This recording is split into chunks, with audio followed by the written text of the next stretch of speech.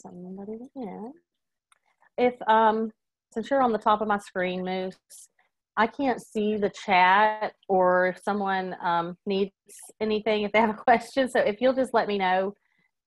I can hear a ding every now and again. If you have a question while I'm going over anything, if you can just give me a heads up, because when I'm screen sharing, I don't see the Zoom screen or the Blackboard, of course, the Blackboard screen either. But okay, no problem. This is our lab schedule. I didn't get to show yesterday. I just want to make sure that we all understand it. On comp days, there's a whole different schedule because I don't want to have too much of an overlap with the labs in case the comps take a little bit longer. So it's a little more spaced out on comp days. So that is why we have it broken down by dates kind of, and we are letting the school know what days and what times everybody's going to be there. So for our lab days is Monday, Wednesday, Friday. Of course, we have a couple of Fridays where we're having exams, which is our midterm and our final exams. So we will not be doing anything in the actual lab. Those days we'll be in the classroom doing our exam. Some of the days I'll take you in the classroom and look at image analysis. So that's why it says room 307, 310. So I'll tell you where to go each time when we get there. But for the most part, we're going to spend lots of time in the lab practicing and positioning. So I have our exam days 8/14 and 8/28. That's our midterm and our final. Everybody's going to come in at 8 a.m. those days so we can all do our exam together. We are going to try to maintain the 6-foot distance in the classroom with the tables spread out and hope for the best as far as being able to fit everybody. I think we should with our class. The other thing with that, I would love if everybody has a laptop that they can bring, and cross our fingers that the internet works there at the school for us to do it on the computer rather than paper, because just with risk of touching and exchanging and taking up spantrons and germs being spread, I was trying to eliminate that. Plus it's much quicker to grade online. It grades it automatic for us, and then we can go right into review. So if you do not have a laptop, or if we have computer internet issues, I will have it printed out on paper to take a paper test. It will be able to go back into, because we'll be on campus and I can monitor and watch the exam. So you will have all your questions that you can scroll up and down and look at, not like our quiz where we have it one at a time. And that's just something new Miss Dean had asked us to try out with our quizzes. So I had somebody ask me about that today. I sent her a message and she said it's up to me, so I may just go back to the other way. I don't care really. Doesn't matter to me if you scroll up and down and see them and change them. So we like to be able to scroll up and down. Yeah. Makes it much so easier. Just know that if we do our exams on campus, it will be on computer, hopefully, so you can bring your computers. I was going to reserve the computer lab, but then that would require somebody coming in and cleaning the lab after we leave, and all the computers and the keyboards and everything. So I'm hoping, how many people don't have a laptop if you're doing a desktop computer at home, or maybe you're using your phone or cell phone. An iPad would work too, I think. But if you have a laptop and can bring it, that would be the best. And then if you don't, then I'll just give yours on paper and pencil Scantron it. So that's our midterm and final. Everybody 8 o'clock. So mark your calendars for those dates. You're not going to come in at your lab scheduled time. Comp days, it's almost the same. It's just a little bit different on the timing, spacing out a little bit of a 30-minute break here in case we run behind. I'm counting on these first two groups. I can do 2 at a time and get done in an hour. And if we run behind, then it'll back up into this group.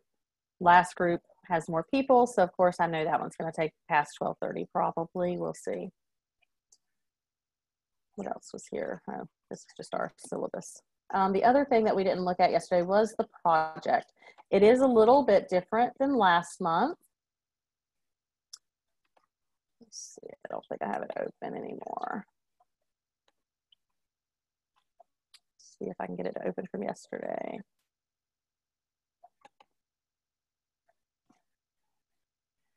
In that we are doing this annotated bibliography. So this is a research-based article. We wanted to put that in this project because when you go to clinic, Miss Caldwell is, oh, Miss Steltz now, she just got married. is going to ask you to do some certain writing assignments. So in addition to learning the APA format here, we figured it would be another way because you're going to write a research paper for her. So that is what this annotated bibliography assignment is about in my class here with our image analysis project. So we'll talk about that first, and then I'll go back to the project. It's similar to what you did last month with your image analysis pictures. And then we're also going to have the quiz. So it's 3 parts. An annotated bibliography is an easy way of just saying a summary. So you're going to find a research article, and this scholarly article can be found online, or you can use our library. We have lots of databases that are free to you to use. Get with the library or the writing studio person on campus, and you can do it through email communication, through the internet. I know there's a Blackboard link that they have for you guys to use for that too, to get help finding it, or even with your writing of it. Should not be long. It should be really short. You're just going to kind of correlate it with something that we've talked about in the class, either one of the specialty views or a pathology. So there's lots of them through the ASRT that you could possibly find. If you're a member there, you can look at their articles and use it. It just needs to be kind of like a research article, not a Vogue magazine or a men's health. Maybe men's health could work. I'm trying to think of one that not on Google, just Googled articles. It needs to be one that's linked with research or specific. It usually will say that they found this many percentage of fractures with this view or something like that in there, so that you can go along with how that view is good to show that pathology, something that you can say about that. So you're going to just summarize it and talk about how it related to our book and what we teach in the class. So it kind of correlates the two together. And you won't really be able to do that till we've covered the specialty view. So I don't expect you guys to go out and do your article today. So probably next week or week 3, you should be able to think about what you want to do. I have it signed off by the writing studio, and that was when we were on campus. You do not have to do that part. If you do use the library help, though, you can type that in there and let me know. So I'm not going to take away points if you don't use them for assistance. So it was just so that we could keep them in a job kind of while they're on campus with you guys.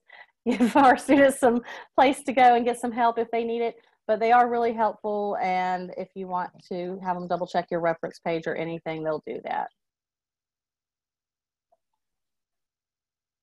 And this is kind of my notes. I know it probably wasn't on your last month's. I don't know if she might have used it. But for me, when I was grading it, when it was printed out, some people used fancy fonts and it was kind of hard to read. So I have it specifically listed.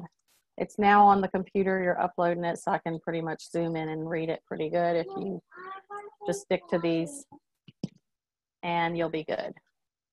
If you want to use bullets for those questions, you still need to write it in a paragraph. You can't just turn me a page with a bunch of bullets on it. So it's okay if you put bullets in your formatting for answering those little specific areas that we ask for you to do up here. But you still need some sort of paragraph above it, and then below it, a conclusion, make it look like a paper.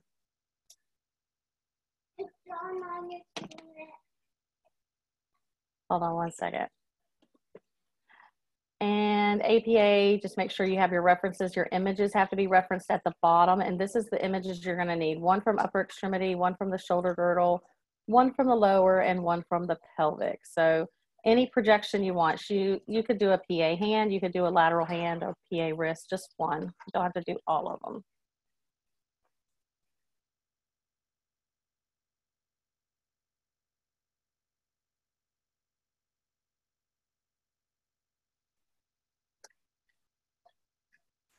And then there is a rubric uploaded if you want to see how the points are going to be divided out for this. And you don't have to print them in a binder because we're uploading it here to Blackboard. So there's going to be unlimited uploads. So if you want to upload your previous project, and the reason I have you guys do that and we ask for that to be done is if you've got points taken off for not doing in-text citations last month and you don't do them again this month, we can be like, okay, it might be considered plagiarism this time. We might have gave you a little slack on not doing your citations right last month, but if you continue to do it, it might be a 0. So you do want to upload your previous project each time. So save those files, don't throw them away, don't lose them.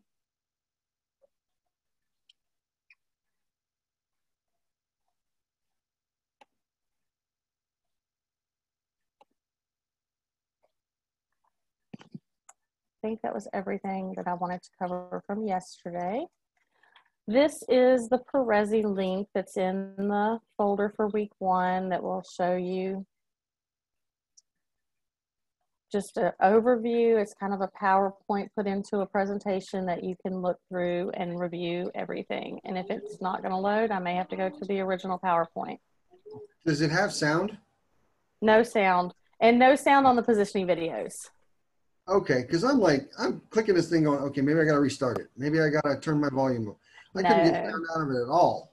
No. So we had it on mute on the positioning videos because we mainly wanted you to see the correct way to do it. With the writing, we have the points of interest for your central ray and everything on those positioning videos. We just didn't want it to be a long video. We just wanted it to be really short so you could see how quick you could get through the procedure and do the positioning. I tried to hook my computer straight up to my Wi-Fi, but I don't have a jack on my computer on my laptop, so I'm gonna have to go buy a converter today. So we'll see if this lets it work. It was loading perfectly fine earlier. Yeah, it's being slow. Super crazy. All right, let's go a different route here.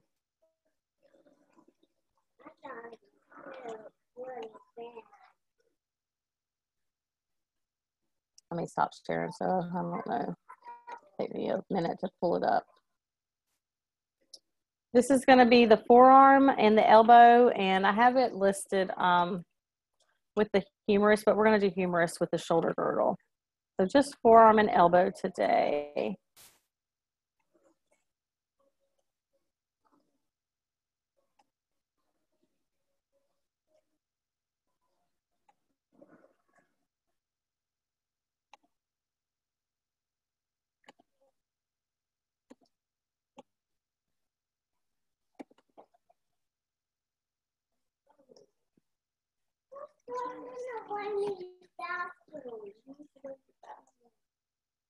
I don't know how to take.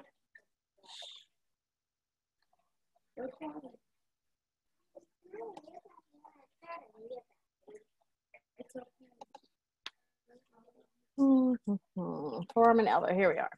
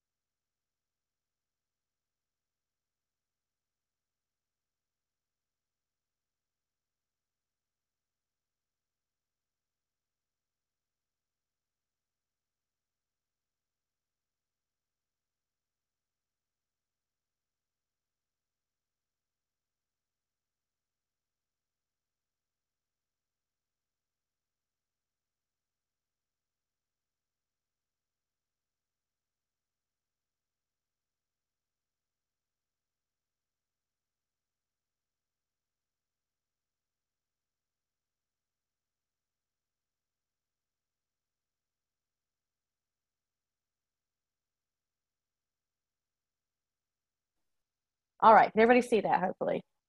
So we're going to look through the positioning, and then I'll go back into the beginning of the chapter, and we'll look at some of the special things on the anatomy and the bones. So AP and lateral are 2 projections for the forearm, and the AP forearm is on page 164 if you want to note that and highlight that for your book, just so you know the ones that we're testing on and positioning in the lab. So important notes when you're properly positioning the AP forearm is that you keep it all on the same plane and the arms extended out. So If we're leaning our arm down on an IR or up on the table, if they're not level with the shoulder to the table, it's going to close the joint. So everything important to keep everything on the same plane. So you may have to have them slope down in their chair, raise the table up if you have a table that moves up and down, something to get it straight. So we call this supination when the arm is with the palm up, and pronation when the hand goes down. So supinate the arm, you may have seen that or hear that in the future. That's one of the terms for putting the arm flat out without palm facing up. We need both joints, the wrist joint to the elbow joint on the IR. This picture shows it offset so that they could do the lateral on the other side. So we don't do that anymore. We just kind of center it in the middle of the image receptor. And that's how your book shows it. That's a digital cassette in the book. And we need to collimate. The soft tissue needs to be in there. So your collimation on the side of the arm is just a ½ inch to an inch outside the soft tissue. So you need to make sure you include that with your collimation and through both joints.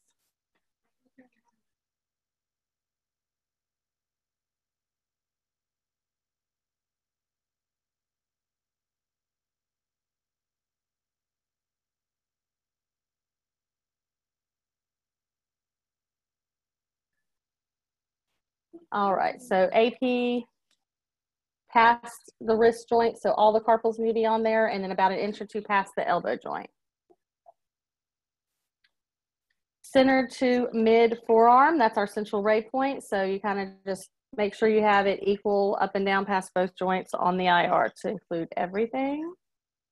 It's not very precise centering like T7 on a chest. It's a little bit more, you kind of find the middle of the arm. So super easy there for centering. We're going to come back to image analysis later. We'll talk about this. I'm going to put this whole PowerPoint up later on, how to tell if it's good or bad. Probably do some image analysis on Friday. For the lateral projection, we're going to still keep the arm on the same plane with the thumb up. That's the important thing for positioning of the lateral.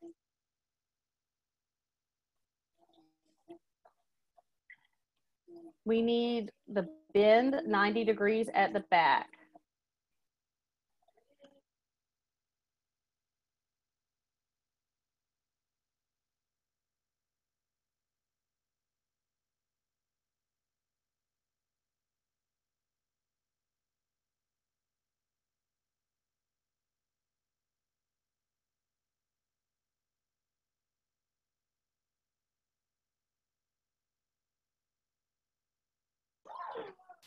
I have a 2-year-old that's throwing a fit right now, guys. Come on.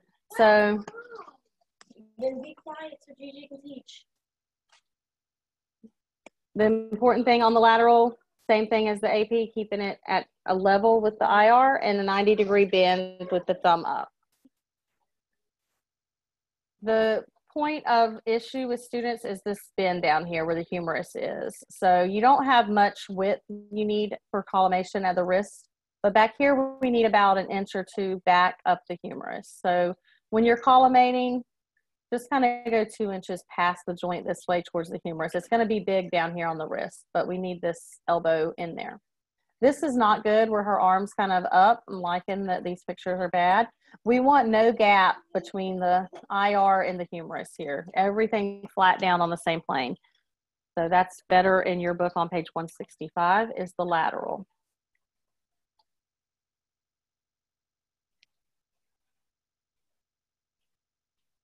Again, mid forearm central ray. Both of these are going to be on their own image receptor, a 14 by 17, a big one.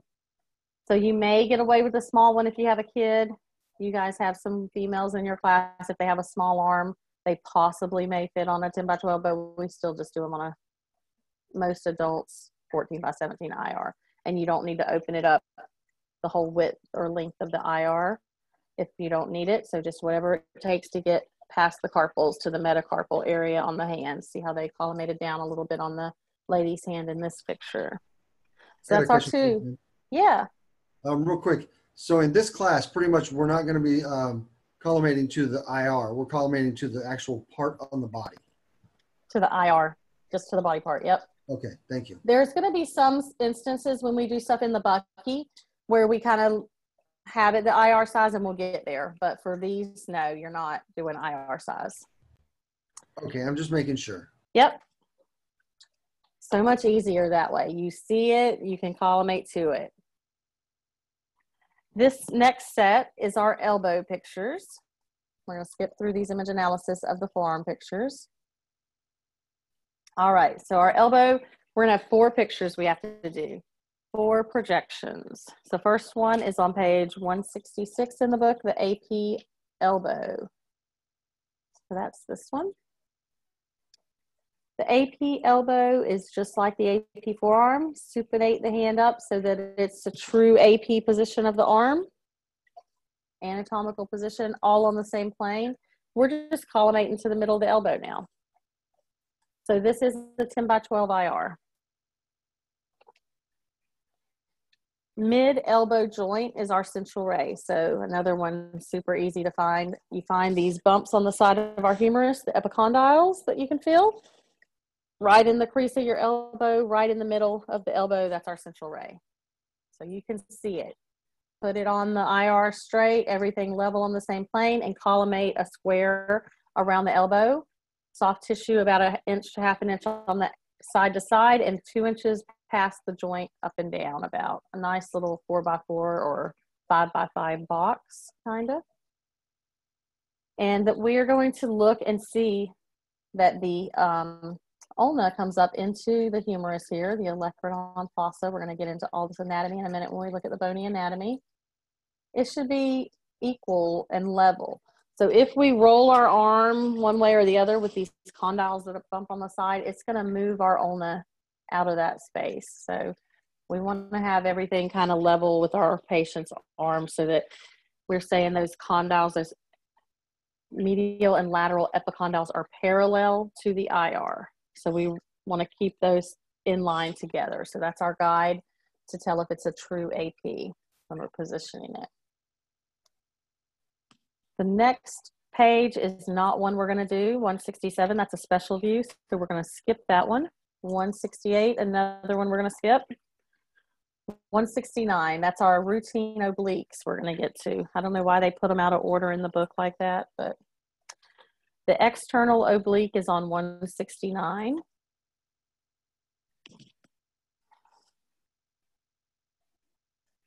Skipping the image analysis for now. We'll come back to that on Friday.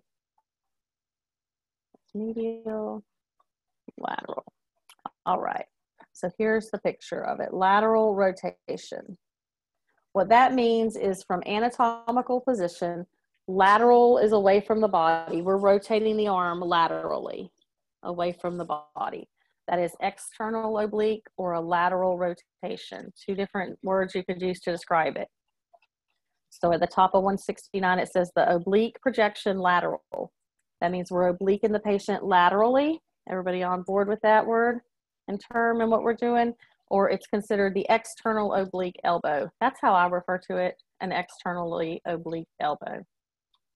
I don't know if my teacher taught us the lateral rotation as much, but you're rotating laterally or externally obliquing the elbow. So external elbow, look what's happening here. We're opening the space between the radius and ulna here. We can see all the way around the head of the radius, and if there's a fracture, we're going to see it. So that's the importance of this lateral oblique or the external oblique. This is not comfortable. Try to do that on yourself. We need to oblique your elbow about 45 degrees. So those epicondyles need to be halfway turned to the IR at a 45-degree angle. Feels like you're rotating your arm out of joint. If you're double jointed, maybe you're good with this one. But this is not comfortable for the patient or you guys when you're positioning it. So they have this girl on this one kind of turned with her arm out to the side a little bit. Whatever it takes to get the 45 degrees. And I will say that most places I've worked do not do these obliques. Usually their routine is not part of the protocol to do obliques. It is part of our 4 views we're going to do for elbow though. So lateral or external oblique. And now the other way is the internal or medial oblique on 171. And that's this one. So medial or internal oblique, this is our easy oblique. If you just pronate your hand, palm down, almost everybody, I'm not saying there's not some deformed arms, but almost everybody is going to be at a 45-degree slant with their condyles when you do that. So if you put your hand straight out in front of you and you can look and you can see that it's a nice slant. I know it's hard to pick up on my video. We'll look at that tomorrow in lab. But that's our medial oblique when the condyles are 45 degrees the other way. So you always want to start from this AP and rotate medially till the palms down, and that turns the elbow at its slant that we need for the internal rotation. The medial oblique is going to show this little piece right here, this little beak, the coronoid process that we're going to look at in the bony anatomy in a minute. So that's why we have the two obliques, so that we can see those two specific anatomy parts. External shows the radial head. Internal shows the coronoid process. One more view and we're done for positions today. Lateral.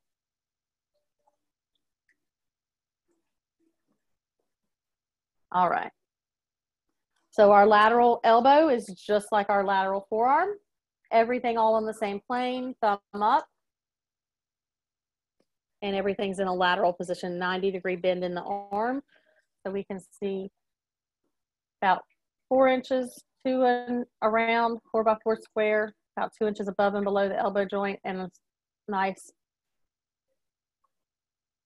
All right, what you got? Question, go ahead. I think you're muted. The lateral elbow is on page 172, right? 172, yes. Okay, because I seen it said lateral medial, so I was making sure I was looking at the right one. Yes. And then for can you like do an overview of all the ones you just named so I can make sure I highlighted all the right page? Make sure you got the pages right. Yep. So we did AP, elbow, and that is on page 166. Then we did the lateral or the external oblique on 169. And then we did the other oblique, the medial or internal oblique on 171. And the lateral elbow is on 172, which it is a lateral to medial projection because the beam's coming through the lateral side first. So it's a total of 4. 4 pictures, yep. And 2 on the forearm, just AP and lateral. And that's all our routine views. The rest of the views in this are extra views, special views we're going to talk about later. And we're done with our chapter 4. Woohoo! So let's go back. Hold on. The centering for the lateral. The lateral is an interesting centering point to find. It says mid-elbow joint, but everybody's like, what's this? It says a point approximately 4 centimeters or 1.5 inches medially to the posterior surface of the olecranon process. Don't get too tied up in all that. So our olecranon process is this pointy part of our ulna that's here, that you hit, the funny bone that sends that electrical shock through you.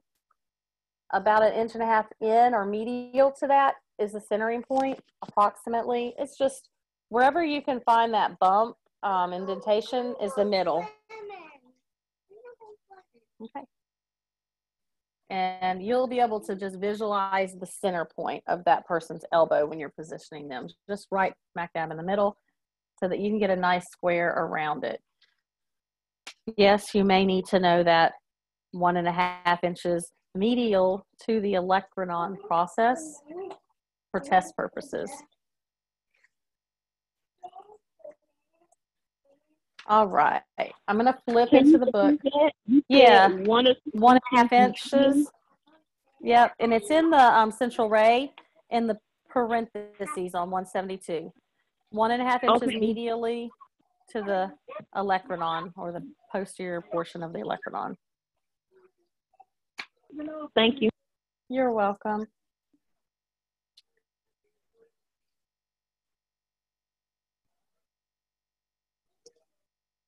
For some reason, it's not letting me stop sharing now. Oh, there we go. All right, so let's recap again. Who wants to tell me the first or the 2 positions we do for forearm. You can type it in the chat.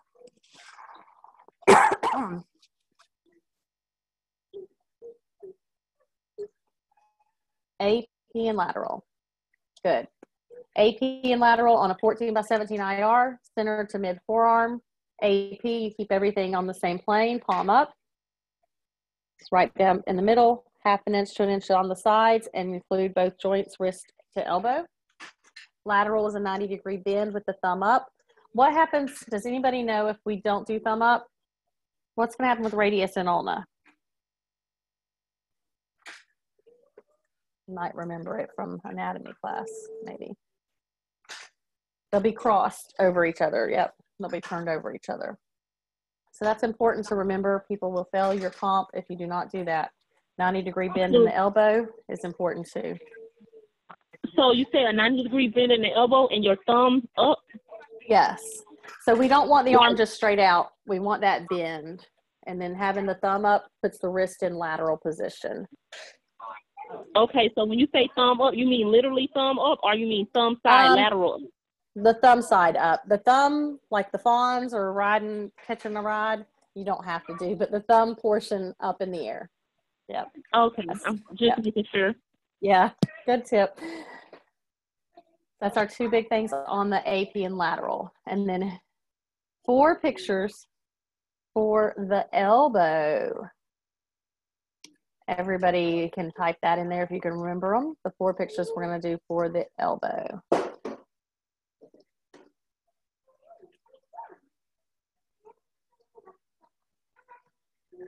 While you're doing that, I'm finding something I want to share with you guys.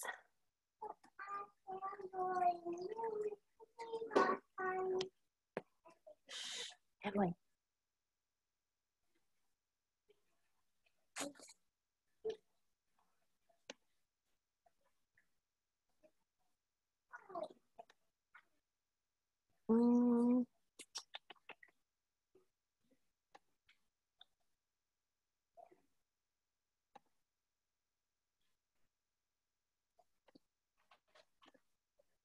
AP, external oblique, internal oblique, and the lateral to medial. Good. Which oblique is best to see the radial head?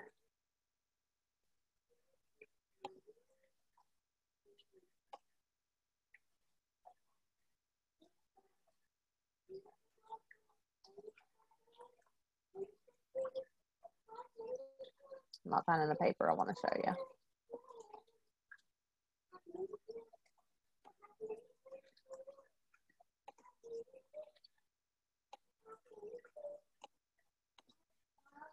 External oblique, good job. External oblique. So just think about the thumb is the radial side, and if you roll that out, it's moving the radius away. So we're seeing the radial head best on the external oblique.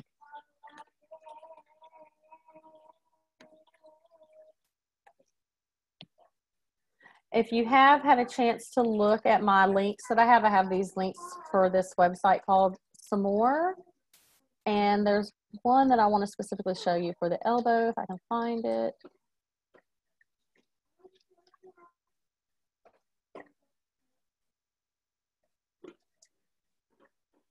I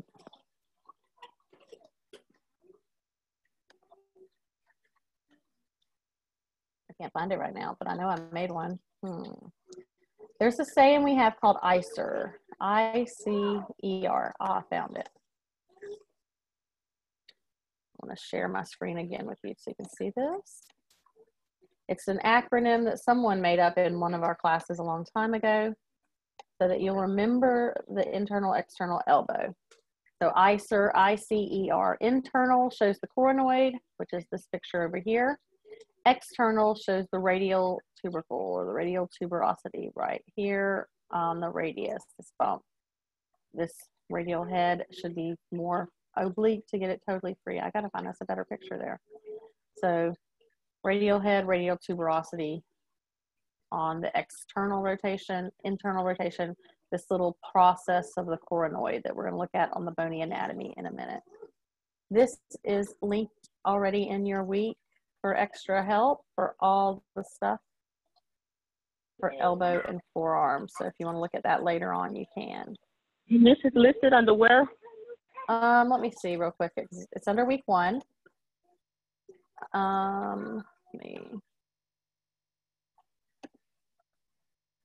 If you go to the folder that says week 1, daily assignments. So that's where you're going to turn in your homework today that I have for you. I'm going to go ahead and share screen again so you can see this. I'll go ahead and talk about it now.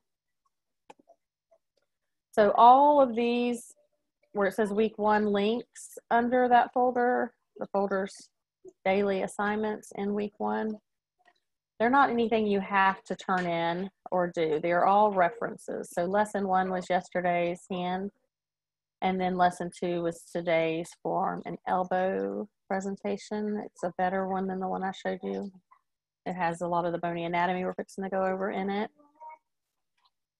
This is homework. This was stuff I used to assign you guys when we were in class. You don't have to do this. Of course, it's going to help you for tomorrow to look at the clavicle and shoulder views.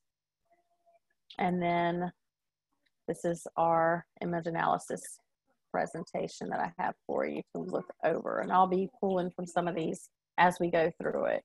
But today's work or assignment is to find 3 images of the hand not positioned correctly. So we're going to look at some x-rays of a hand, wrist today. I'm going to have you guys break out in some groups in a minute and look at some hand and wrist x-rays. And then your assignment today is going to actually be to find some images and talk about some of the errors that they made in them. And then you can use your book to help you, but we're going to talk about it in just a minute too.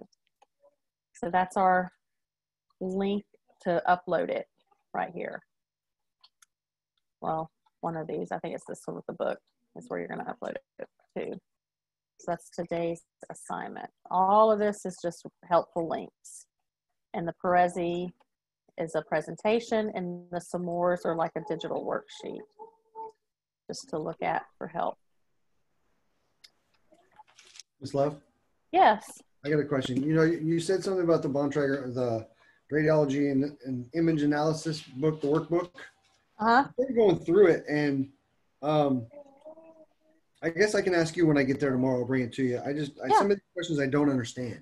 I know it's a way in depth, more than we need. It's some of it is, I think it's for a tech who wants to do better at looking at images. Some of it. One of the questions is, in which direction is the finger most frequently rotated when rotating occurs on a PA finger projection?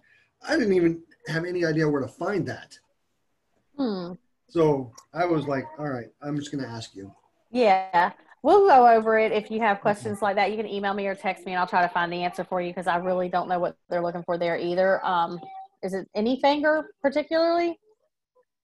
I'm assuming it would be laterally rotated because that would be more than likely what you're going to want to do, but I'll have to look into that one. In which direction is the finger most frequently rotated when rotation occurs on a PA finger projection?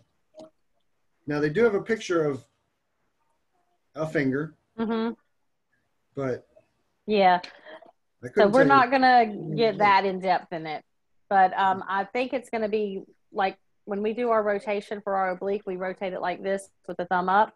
So I'm thinking that's the most common error people are going to do because their thumb's going to want to position it so that it's a lateral rotation. But I'll have to double check that. What's the wrong way in our book? We're going to look at bony anatomy first, and then we're going to do our breakout on looking at some images of the hand and wrist.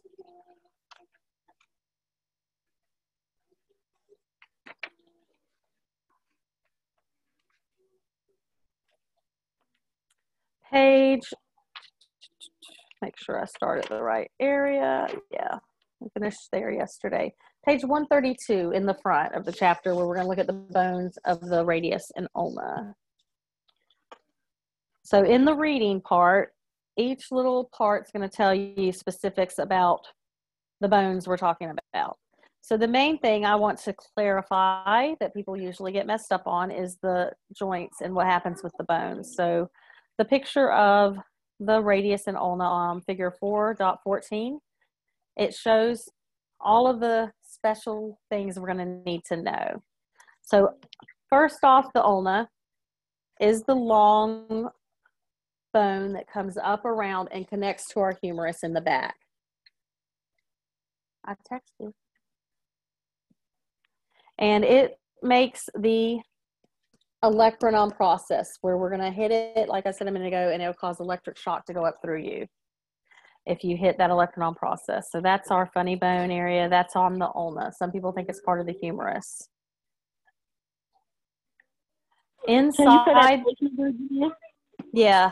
So at the top of figure 4.14, we're looking at the curve around where the ulna bone actually curves around and connects to the humerus. It shows you the olecranon process. So that very end of the ulna, the proximal end of the ulna. So it's kind of a C shape from the side, and you can see that on the next page on 133, 4.17, that C shape or half moon space. So the humerus connects into the ulna bone and it wraps around it when we move our arm. The bottom part in the front is the coronoid process. So you can see that on figure 4.14 too. I want to make sure everybody knows where that's at. If you remind me in the lab tomorrow, I will bring the bone into the lab so we can look at these on it. The coronoid process is what we're looking at on the internal oblique. So that is what we're doing when we're rotating the arm. We're making that process stick out so we can check and make sure there's no fracture there. The radius and ulna have a joint at the proximal end and the distal end, and it's called the radial ulnar joint. Proximal and distal radial ulnar joints. At the proximal end, there is a notch where the radius kind of connects in or indents in with the ulna called the radial notch. The radial notch is part of the ulna. Repeat that. Page number 132. The radial notch is part of the ulna. Oh, see, thank you, Candace. So that's circled there. At the distal end, you can look and highlight it, circle it. On the radius now, we have a notch where the ulna articulates in with it called the ulnar notch. So the ulnar notch is on the radius and the radial notch is on the ulna. Make us confused, right? So test questions, Jeopardy questions, tricky questions. Two radial ulnar joints, proximal and distal. Proximal side has the radial notch, distal side has the ulnar, oh, backwards. Radial notch on the proximal side, ulnar notch on the distal end. Basically, it's a little indentation for the bones to connect and rub into each other.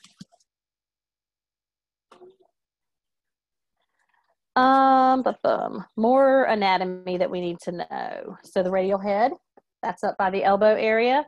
So radius is on the thumb side. Down here we have our styloid processes. Our radial head sits up here by the, right across from the coronoid process, right there where that radial notch is, where the ulnar connects in. So it's actually, that notch is right there on the side or the indentation below the radial head. We have a neck. Sometimes that's where the fracture occurs. I like the radial head being an important part because we have this little bump on the humerus called the capitulum. So you can say a cap on the head. We're going to look at that in a minute when we get over to the elbow. The body and shaft, both radius and ulna have. There's a little bump off of the radius called the radial tuberosity that we talked about. When we rotate the external rotation, we can see the whole radial head and that radial tuberosity. Nerves and tendons attached there. And then we also have at the distal end those styloid processes that we feel on our wrist, those little bumps on the sides. Now looking at it, just the ulna, that bottom picture, 415, that C-shaped area.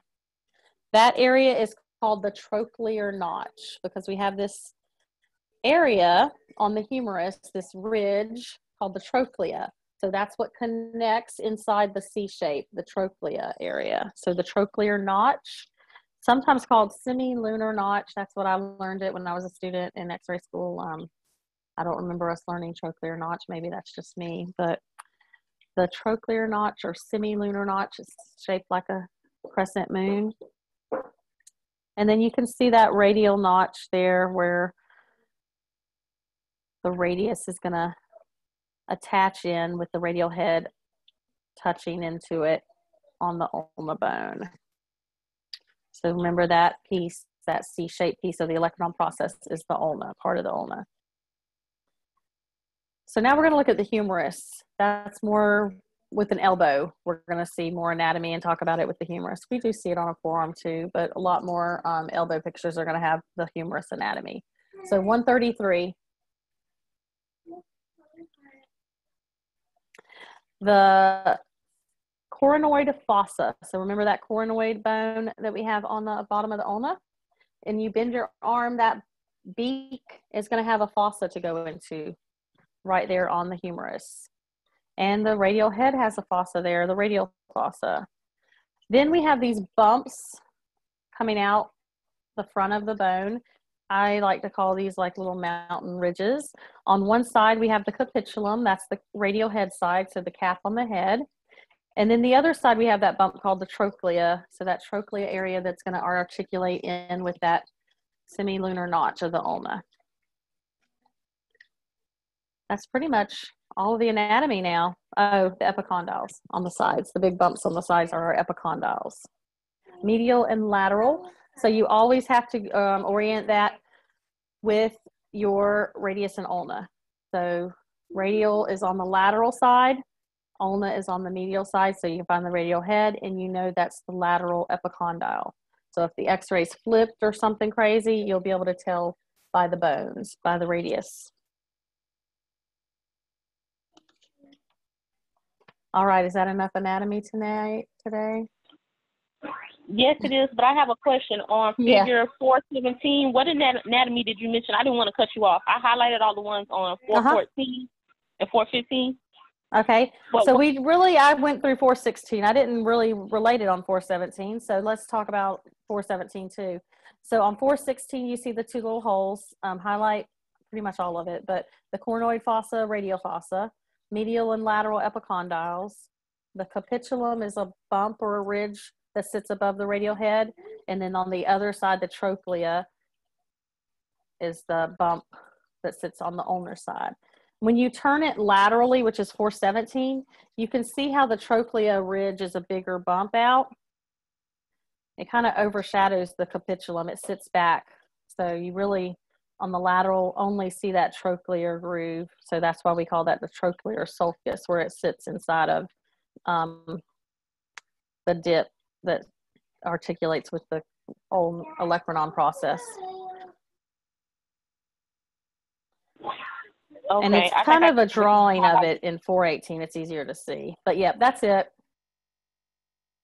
So who had some issues? Candace had issues with what? What's flaring up? Or you know someone who had it? You can unmute or you can type it, Candace.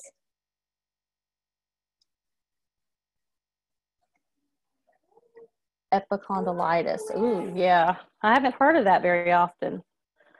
So now I want to put you guys into some groups, and we're almost done for the day. Let's see. 4 rooms, 2 or 3 per room. All right, so room 1, I'm gonna put it in the chat. You're gonna find me a PA, hand and oblique hand. Room 2, going to find oblique finger and lateral hand, fan lateral. Room 3, PA wrist and oblique. Not a lot to talk about on the wrist. Let's see. And room for lateral wrist. Room 4, I need to give you something else too. First digit. All right. So these that I'm putting you in, I'm going to tell you what room you're in, and then I'll move you so you can know what you're focusing on. Chandrika, Moose, and Shannon, your room 1. Dustin, Emma, and Taylor, your room 2. Candace, Victoria, your room 4, or 3, sorry. Candace and Victoria, room 3. Courtney and Eric, your room 4. So that you know what you're going to find. You're going to Google search some x-rays, some radiographs. You can just type in PA hand or oblique hand.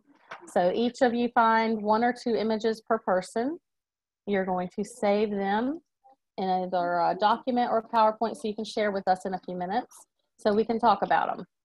I'm just going to go over some anatomy on the x-ray, talk about the positioning of it, whether it was good or bad, and look over them with you guys. So Candace, you're 3. Candace and Victoria. So room 3, you're going to find wrist and oblique PA and an oblique. PA and oblique. How do we go into the group? I'm going to move you just in a minute. Once I open the rooms, everybody's going to have to automatically accept it.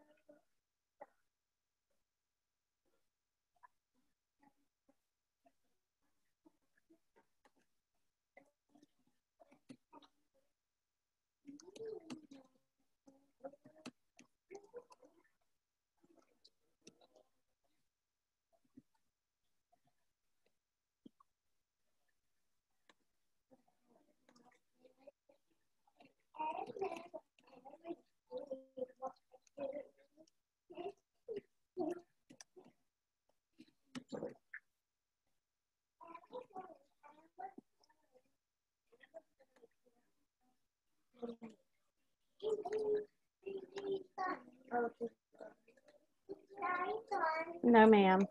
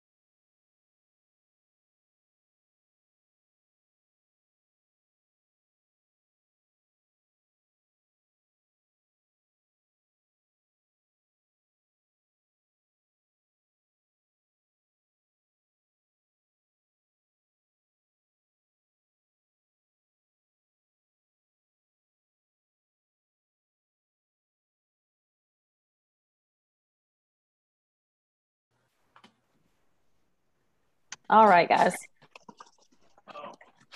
Sorry. We have somebody in the swimming pool right now, and she's tired of having clean water on. All right.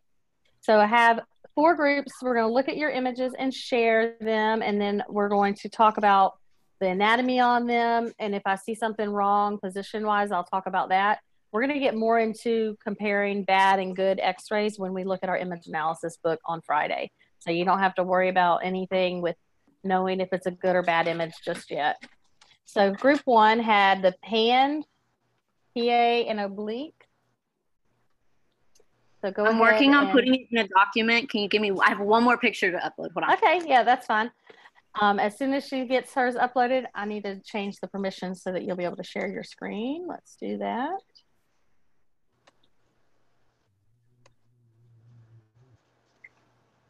All right, so that's set. So whenever it gets to your group, if one person wants to share and then another person wants to share, or if one person in the group has all the images, however you guys want to do it, and you don't have to talk about them, I will look at them and talk about them, and we'll scroll through them. Shannon's in our group, and Shannon is the smart one, so she's going to be sharing your presenter and talking. Yes, okay. Give me 1 second. Here we go. Okay. Okay. So all right.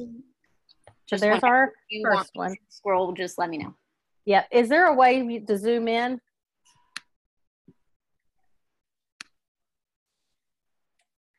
Oh, there we go. That better? That looks good. Yep. So let's just look at it overall. I think it should have been probably a PA hand, that they are calling it a PA hand, and so that's good. Look at the tip at the top. I can't mouse over it, but where that middle dot is at the top where the fingers are almost clipped off, that area of the finger, I don't know if your book talks about it, it's called the tuft of the finger. I think it's somewhere very small where it discusses that. You see how it has like a gray line? That's the collimation of some scatter right there. And even the R and the marker is kind of outside the collimated area. We don't want that. So when we collimate, we want to make sure we have light from our collimator past that tip of the shadow of the finger. Even though we know that's soft tissue and bone's probably not there, we need all of the soft tissue when we're collimating. So that's one big thing that jumped out when I first saw this image. And then another one, and we're going to get into these words in the image analysis book Friday when we look at it, is equal distance or concavity or convexity around the joint of the finger. So where we have the head of each little phalanx, we should see equal on each side and equal soft tissue on each side. So let's just take our index finger. If you look closely at that on the side to side, it's a little off. It's a little I see. So it's larger on the left-hand side than it is the right. So it's not a good image. And that is what you were talking about with that question today. The more probable mispositioning on a hand or a finger is going to be that it's rotated that way or towards the pinky, towards the lateral side. So everything's going to shift that way because your thumb is going to kind of balance up your hand. And if your thumb's curved a little bit or anything and not flat, that's what's going to happen. So we're going to have a little bit of rotation that way, which is what we do when we do our oblique hand. So this one's slightly oblique, not flat. And I don't expect you guys to be able to pick that out today or tomorrow, but Friday we're going to look more in depth at that. So this, see a lot of soft this tissue. picture is, so this picture is rotated laterally? Yes. Towards the pinky, okay. Yep. And you can really see it here in the actual 5th digit area. So I'm going to have you mouse and we're going to talk about some of the anatomy. Keep on that picture. Just bring your arrow of your mouse over and see if you can tell me where the metacarpals are. Good. Right where you mouse, right to the middle. So that's our metacarpals. And then just keep it there and go up to the head. The head of that third metacarpal. Keep coming down right there. The rounded part there is the head. So each one of these metacarpals, this is the third one, has a head. The joint space between the head and that phalanx, keep going up, is the metacarpophalangeal joint, The MCP. MCP. That's our central ray for our hand. The next piece is that flattened part of bone there. That is the base of the phalanx of the, let's say, proximal phalanx of the 3rd digit. And then if we go up to the next section of bone, that's our middle phalanx of the third digit. That is our next section of bone. And then keep going up to the very tip. And that is our distal phalanx, the very tip edge of bone. So between each of those, we have a joint. We have the distal interphalangeal joint and the proximal interphalangeal joint. So those joints below. So a finger centering, come down to that next joint with your arrow, back down to the next one down. That's where we center for a finger. On whichever digit it is, the proximal interphalangeal joint. For a hand, it's the metacarpophalangeal joint. Now let's go to the thumb, the first digit.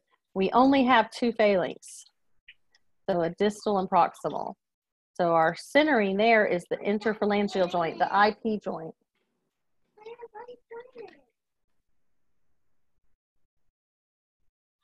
I thought the book said that MCP was the center right for the thumb. Let's look again. I think you might be thinking of the special view. Let's look. You might have been looking at the wrong one. Or maybe I'm just saying it wrong. Let's see, which is which. All right, quick question then. First MCP, yes. To go off of what Sandrika was talking. So I'm right. It's the yes, first MCP. Yes, you're right. First MCP. Okay, because I stayed up to 1 o'clock in the morning memorizing it. You were ready for that quiz today. Yes. Okay, since the thumb only has two joints, you have the distal,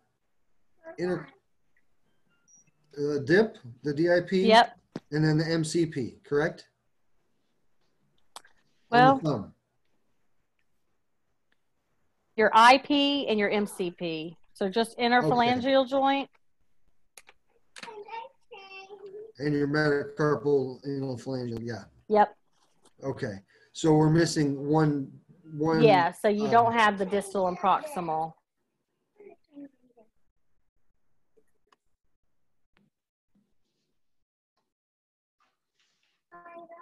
All right, so now let's scroll down to your next one. This one is definitely an oblique. You can see the obliquity of everything being slanted. So way off on the equal distance on left to right of the fingers. And we should see all the fingers separated out, but we also want to see all the metacarpals. The heads should not be touching very much. When you get down to the fourth and fifth, there's going to be slight overlap, but not as much as here. If you do too much on the third, fourth area, like the heads are really overlapping the finger, that distal phalanx, you're going to say that's over rotated. They oblique the hand too much. We have a fracture. You guys see that by the thumb? By the first metacarpal in the carpal joint. So we'll talk more about that rotation. Yes, it's like a small chip. Yeah. Down, yeah. At the bottom. Bring your arrow down some more. Not that one. Keep going down. Right there. Oh, okay. That one up top, that round bone, we didn't talk about this, is called a sesamoid bone. Come down a little bit. Sorry, not that far. Right there. In your thumb and your feet, you have these little floaty bones called sesamoid bones. They look like little sesamoid seeds, I guess. So somebody called them sesamoid.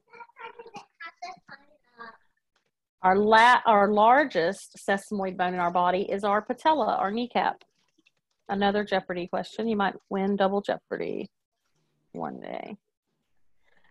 So this one, obliques, there's not a lot to talk about. I mean, we want all the fingers on the same plane so that we can see the spaces between the distal and proximal phalanx. So see how the fingers are kind of closed at the ends, so their fingers are leaning down to the IR. The pinky looks good because the pinky lays flat on the IR so you can see the space. But the ends looks like a fan.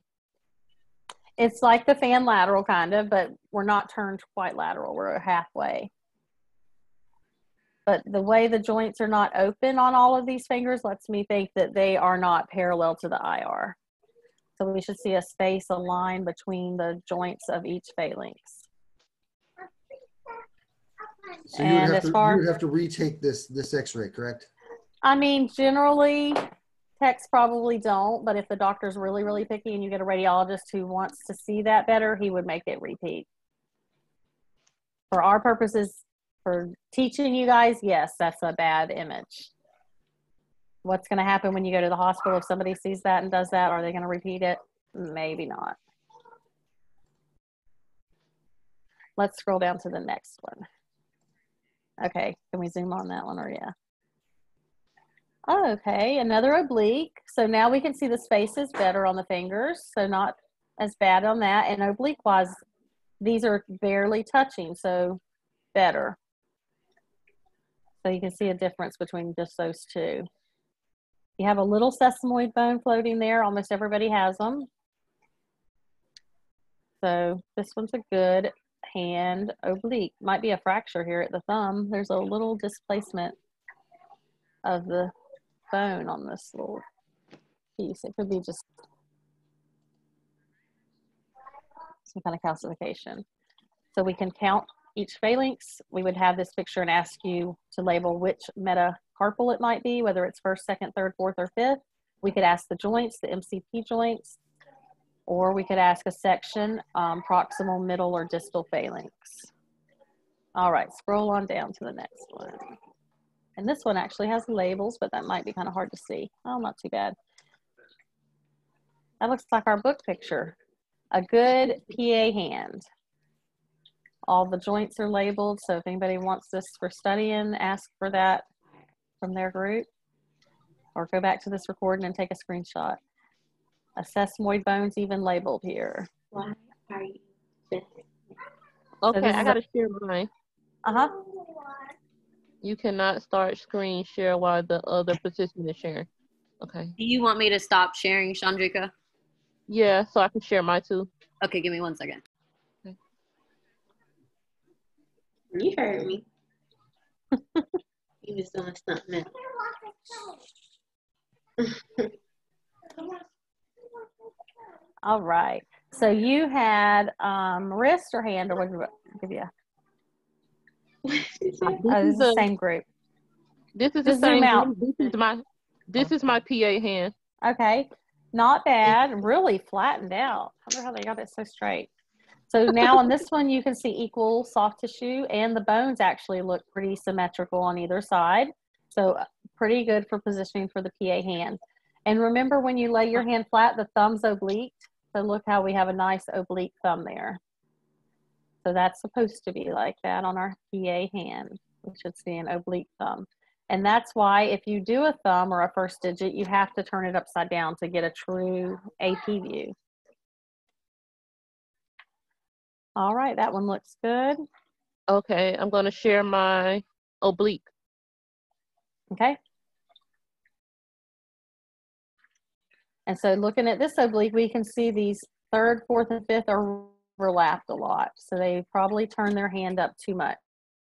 You need to lower the 45-degree oblique. That's a really error on the oblique. Again, would a person repeat this in clinic? A tech might go ahead and pass it, and it would be not called out unless there was a fracture down here and the doctor needs to see it at the head of one of these, and they might repeat it. I don't see any big pathology on that one. You can see all the fingers are parallel. All the joints are showing up. This one's nice for the finger joints for between the distal and proximal and middle phalanx. So they didn't have any of the fingers slanting down on the IR. And the thumb's more looking like almost an AP or a PA thumb. You turn it, it gets more straight onto the IR. All right, you have another one, or is that good? That's it. I only had those two. And all right. My next question is, what was I finna ask? When are we going to get into the pathology? Tomorrow? No, we'll have a pathology day probably next week. You ready for that? A pathology day when? Maybe next week. I'll have to look at our syllabus, how I have it laid out, because we're going to go over mostly positioning this week to get into the lab and start getting ready for our comps, and we'll put pathologies off till right before the midterm. Okay. Yeah. Thank you. You're welcome. All right, so group number 2.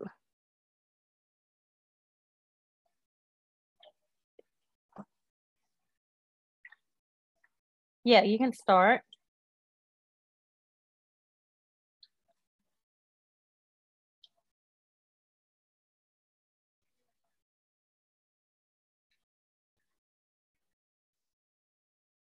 It's trying to share.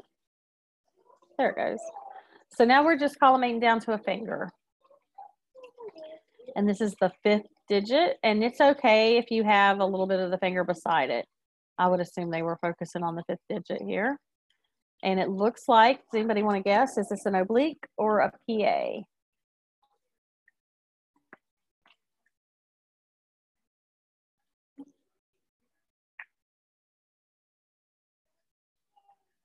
Nobody's wanting to guess, or I can't see chat from this side. Well, if anybody guessed and their heads are on chat, it is an oblique. See how it's not equal on both sides? The tissue is a little bigger on one side than the other. And we also have a little bit of the bone turning on its side rather than being straight down and equal on both sides of the bone. It's a pretty good oblique. We have a little tiny bit of overlap of the head of the 4th and the 5th.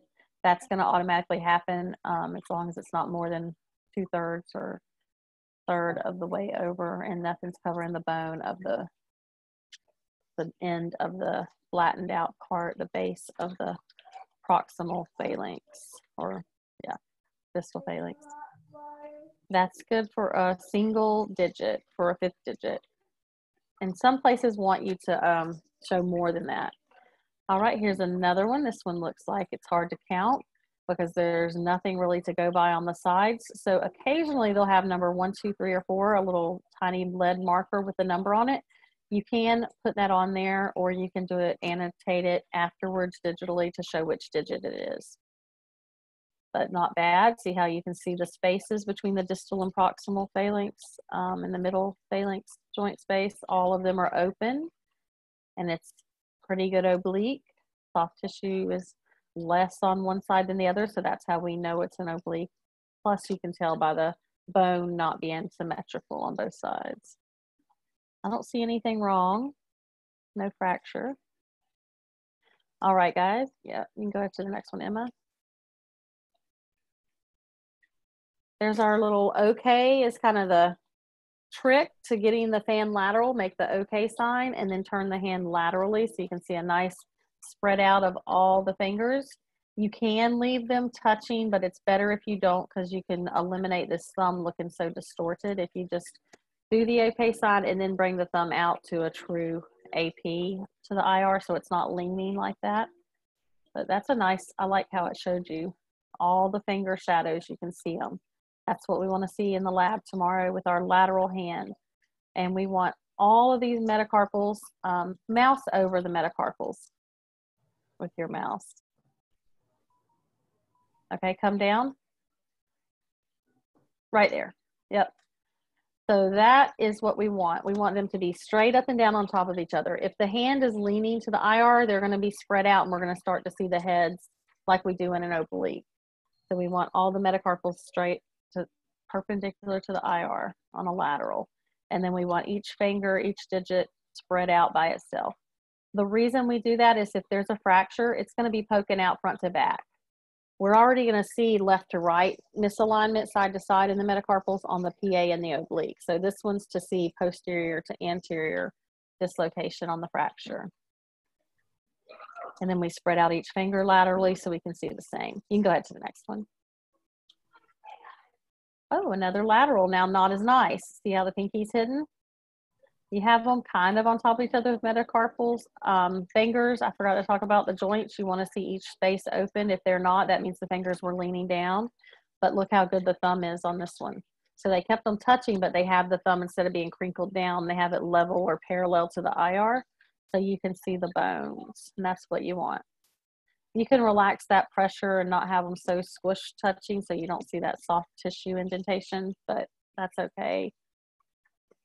Not a bad lateral as far as fingers being parallel. All the joints are open. Just this 5th and 4th digit are almost overlapping a little too much. So you just kind of make their pinky go back a little bit more when you position them, and that helps clear that out. All right, good. We have another one, or is that it? Anybody else in your group sharing, or are we going on to the next group? Hey, Miss Love. Uh-huh. Some people are getting kicked out. Dustin got kicked out. Candace said she's rebooting, and then Victoria said her Wi-Fi went out. I just wanted to let you know. Oh, okay. Thank you. You're welcome. Oh. So I'm waiting to see. I don't see anybody coming back in to join from the waiting room, but I'll keep looking for them. So It is recorded. was in my group as well, so I'm not sure if he wanted to share. Gotcha. So hopefully he can get back in. Do you have some more to share, or anybody in your, that was all just you and Dustin, right? We had Taylor as well. And she got kicked out. I don't think he share did. mine. Oh, sorry, there you are. Sorry. Sorry, Taylor. Trying to figure it out. All right. At the bottom, there should be a little thing if you mouse over the middle of the bottom that says share screen. Okay. Is that right? Can y'all see it? That's good. It's up. Yep. So if you can, will it get bigger, magnified for it? I don't know if it will. Oh, that works. Sorry, that may be. All right. That's pretty good. It's a little distorted, but that one is actually way under penetrated. See how bright the picture is? It's all the x-rays are absorbed in the hand. So it's hard to see. You can see the thumb really good. They fanned it out really good. It looks like the joint on that second digit is leaning down. You can't see the space between the tip of the finger and the middle phalanx, proximal and middle. It's kind of disappearing. It's also underexposed, underpenetrated. We need more KVP probably there. All right, go ahead down to your next one. So we have a nice, another one that looks similar to our pinky, our oblique, similar to that view that they found too, but another example of collimation. So the reason this is showing up cross diagonal on the IR is how they put their hand down when they collimated, and they can turn the collimator box. You can turn the IR to make it look straight, and so I'll show you that in the lab. So even if their hand's down on the table at an angle, you can make it look straight on the IR. But not a bad oblique, the pinky, the head of the fifth metacarpal is not too much overlap by the fourth, so that's not repeatable. That's a good oblique. All right, that's good, Taylor. Thank you. Unless you have another one. That was it. Okay, so our next group is going to be the wrist, group 3, room 3.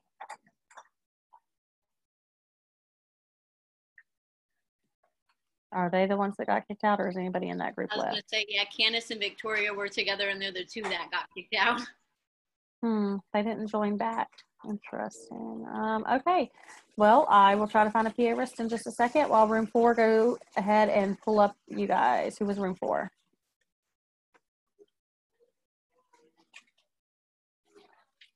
Nobody on here from room 4? Okay, Eric, thank you. All right, so this is a lateral wrist.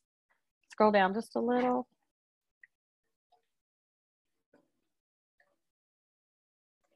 There we go.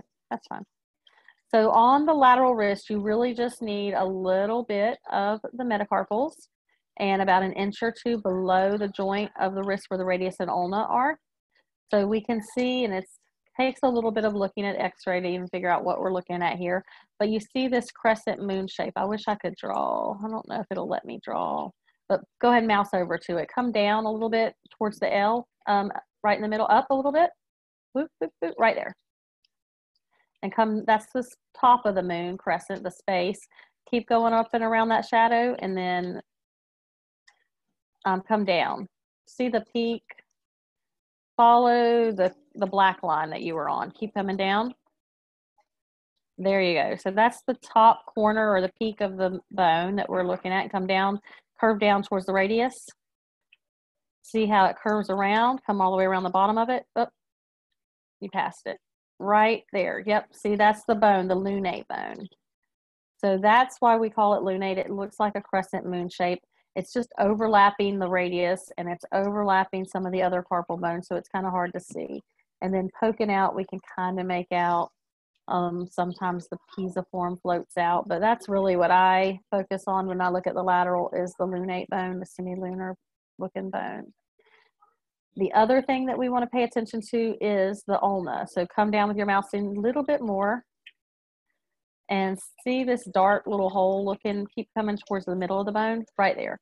So that's the piece of the ulna, you can follow it up towards that lunate bone, and it shadows and comes across, and then come across towards the left, and then come down. You see that white line down? And that's the back side of the ulna. That's where it ends. So it takes a long time looking at these.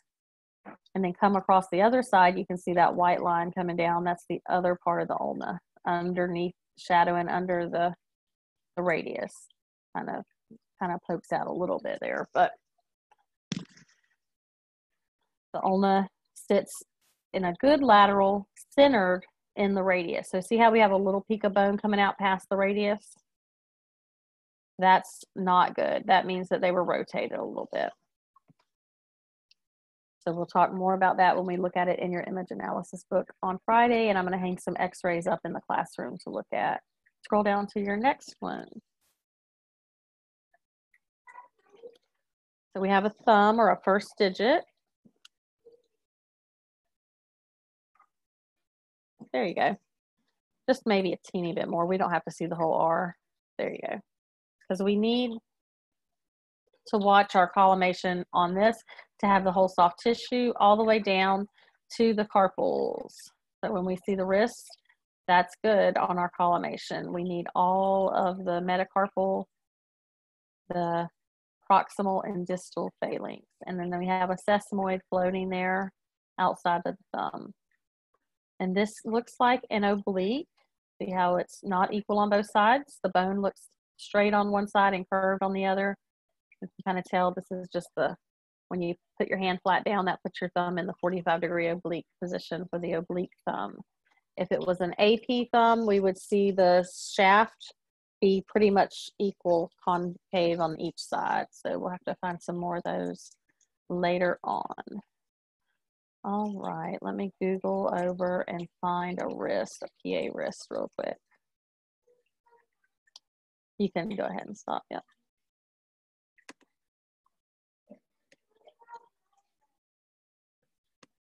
I think I have one in my screen share area.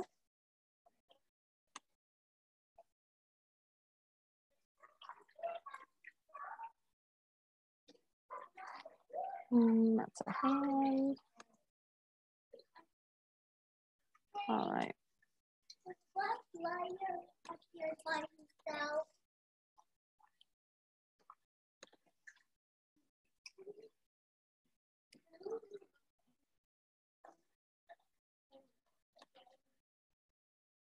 All right, let's share my screen with you guys.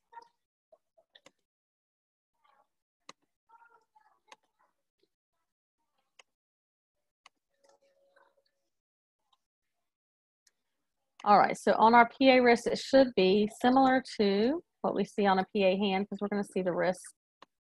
So we're going to be centered to the IR, and we see a nice scaphoid bone here next to the radius. Another thing that's on this view that you can kind of go around and label some lunate, triquetrum. It gets a little hairy in here because they kind of overlap. This big one in the middle is the capitate, so that one's a big one, the biggest bone in the carpals that you'll get asked a lot about. You'll also have the radius and ulna anatomy you could get asked. Over here, radial styloid. Over here, this little bone that peeks up the radial, the ulnar styloid on this side. So we could ask that. Sometimes we could ask the metacarpals, but not a lot. It'll more or less be scaphoid, capitate, lunate. Occasionally may trick you up and try to ask you one of these that overlap, but looking at a good PA, we should see this joint space open. That's our 5th digit here, our first digit. I don't know why I said that. Our thumb on the radius side, the RT, remember? So if you have your thumb moved, not laying flat on the IR, it's going to close that joint space up. If your fingers are not curled under, it's going to make these bones not lay as flat, so they're going to be overlapping more. So that's why we do the little half fist curl on our PA wrist. Here's one that has all 3. The oblique wrist is going to help to move out and over, uncover the spaces, mostly the back side. You can see a little bit between the navicular bone and the triquetrum. The lateral here is a bad lateral again. Might have been almost similar to the lateral he had, where it's poking out in the back. Let's see if I can zoom in on it for you guys to see that better. So we want this ulna bone to be centered in the middle. It looks like they got something wrong with their wrist. And then we have the lunate that sits there.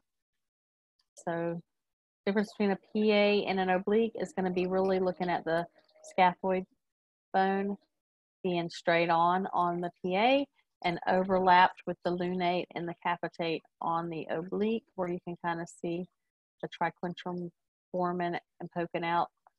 Occasionally you'll see a hook of the hamate better on the oblique. This part up here, poking out.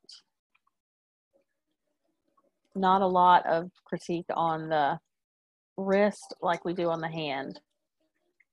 I mean, if you get too oblique, it's going to start to look like a lateral. If you have the lateral where everything's not straight up and down, you're going to start to look like an oblique. Main thing on the lateral too is that the thumb is not like that. It's relaxed because that's going to close the space here. Like this one looks like it's not very great. But we're going to go over some of those key things that I've already explained here in this next Friday, this Friday. And we're going to keep looking at image analysis next week too. Stop share. Still didn't look like anybody got back in. All right, so that's all today. Tomorrow we will see you in the lab at your scheduled lab time. And I decided I am not going to do a quiz in the morning. So you will not have a quiz tomorrow. So pass that along. All right, Sandrika, you got a question. Can we get a, well, I'm not going to speak for everybody, but can I get a practice quiz or something? A practice quiz? Yeah, like a 10-question quiz to have when we go into the lab, like to do, just to see where we're at. Yeah, I'll try to see. I just have issue at the school printing. So my computer, they put in a new printer or something and it wasn't connected. So I'll try to print something up for you. But if not, I'll have a questionnaire I'll make online for you to have. Okay, and then I got another question. How do we view this over? Because I like to rewatch the lives and do my notes. I'll post it in the week for today, the live. After we're done, it'll take a little bit for it to load up, and then I'll link it, and you'll be able to rewatch it. On the Blackboard? On Blackboard, yep. Oh, okay, that's sweet. So, yeah, thank you. In the week 1 folder. Yes, okay. Which reminds me, don't forget you have an assignment today. This is a longer live than what I normally do, really. But you are going to find hand, I believe it just says hand, 3 x-rays of a hand, and try to see if you can figure out what's wrong with them. So we did a few here. You can take one of yours if you did pick one that was a bad hand x-ray, or find some more, but 3, and you're going to upload them and just kind of type up what you think's wrong with them. And that's your assignment today. Okay, and then we need to focus on the pages for the forearm and the